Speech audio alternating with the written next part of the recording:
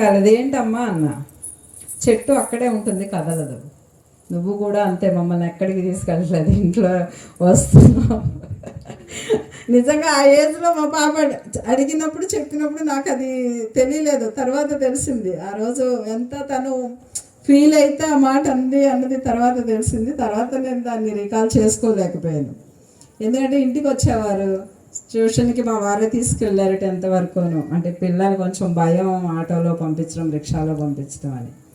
7:30కి ఇంటికి వచ్చేవారు. ఆ టైంకి నేను వెళ్ళేదాన్ని. పిల్లల కోసం నేను మ్యాక్సిమం స్పెషల్ ఆఫీసుల్లో పనిచేశాను. రెగ్యులర్ తహసీల్దార్ ఆఫీస్ అయితే టైమింగ్స్ ఉండవని. 7:30కి వచ్చాక తినండి అమ్మ అని పెట్టేదాన్ని. బాబా వాళ్ళు ఉత్సాహంగా ఏదో చెప్పాలనుకునేవారు. నేనేమో తినండి అనేదాన్ని, తినండి అన్నాక పడుకోండి అనేదాన్ని. అలా ఒక 10 days చూసి 1 month చూసి మా పాప ఒకటి అడిగింది, తినండి అంటున్నావు పెడుతున్నావు, తర్వాత పడుకోండి అంటున్నావు పడుకోబెట్టేస్తున్నావు, మేము మీతో ఎప్పుడు మాట్లాడాలమ్మా అని అడిగింది. టు బి ఫ్రాంక్ చెప్తున్నా, ఆ రోజు కూడా నేను అది గ్రహించలేదు. వీళ్ళు ఏదో ఉంది పేరెంట్గా, వాళ్ళకి ఏదో ఉత్సాహంగా స్కూల్లో జరిగిన విషయాలు చెప్పాలి అనుకుంటారు. నేను అది మిస్ అయ్యాను, తర్వాత అర్థమైంది.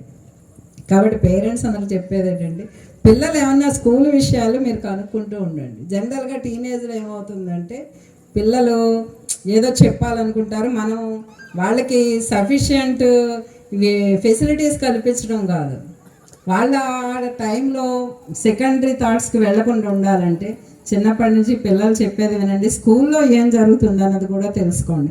పేరెంట్ టీచర్ మీటింగ్ పెడుతున్నారు కదా, ఆ రోజు వెళ్ళి మనం తెలుసుకుంటే సరిపోతుంది అని అనుకోవద్దు. వట్టప్పుడు కూడా మీరు వెళ్ళండి స్కూల్కి, పిల్లలు ఎలా చదువుతున్నారు. మన పిల్లల కోసం మనం ఒక గంట స్పెండ్ చేయలేమా చెప్పండి? చెయ్యొచ్చు కదా. అంటే నా పర్సనల్ ఎక్స్పీరియన్స్లో చెప్తున్నాను ఇది. ఇప్పుడు మా పిల్లలు బాగానే ఉన్నారు, ఇబ్బంది లేదు. బాబు అయితే యూఎస్లో MS చేస్తున్నాడు, పాపనైతే 10th తర్వాత ఇంటర్మీడియట్ ససిలో వేసాను. ఎందుకంటే నా ఉద్యోగం కొంచెం డిస్టర్బ్ అవ్వదు, పిల్లలు ఇంటర్మీడియట్ కొంచెం క్రూషియల్ స్టేజ్, అక్కడైతే స్టడీ వస్తుంది, సెక్యూరిటీ పరంగా బాగుంటుంది అన్న ఉద్దేశంలో అక్కడ వేసాం. ఇప్పుడు బీటెక్ చేసి ఫ్యాషన్ టెక్నాలజీ చేస్తుంది. అంటే బాగానే ఉన్నారు పిల్లలకి ఎఫెక్షన్ అన్నీ, కానీ చిన్న నేను మిస్ అయ్యాను మా ఫ్యామిలీ మెంబర్స్ తోటి. అయినప్పటికీ వాళ్ళ ఫుల్ సపోర్ట్ వల్ల నేను ఉద్యోగం సక్సెస్ఫుల్గా చేయగలిగాను. నాకు at the age of 22 years నాకు జాబ్ వచ్చింది. 40 years సర్వీస్ అయిపోయింది. నాకు సక్సెస్ఫుల్గా చేశాను అంటే మెయిన్ మా ఫ్యామిలీ మెంబర్స్. బిఫోర్ మ్యారేజ్ మా బ్రదర్స్, సిస్టర్స్, మా పేరెంట్స్, వాళ్ళందరి వల్ల ఈ పొజిషన్కి వచ్చాం. కాబట్టి పేరెంట్గా మీరు మీ పిల్లలు చెప్పేది వినండి, పిల్లలకి మీరు చెప్పాల్సినవి చెప్పండి. ఈ ఎలక్ట్రానిక్ మీడియాని దూరం పెట్టండి.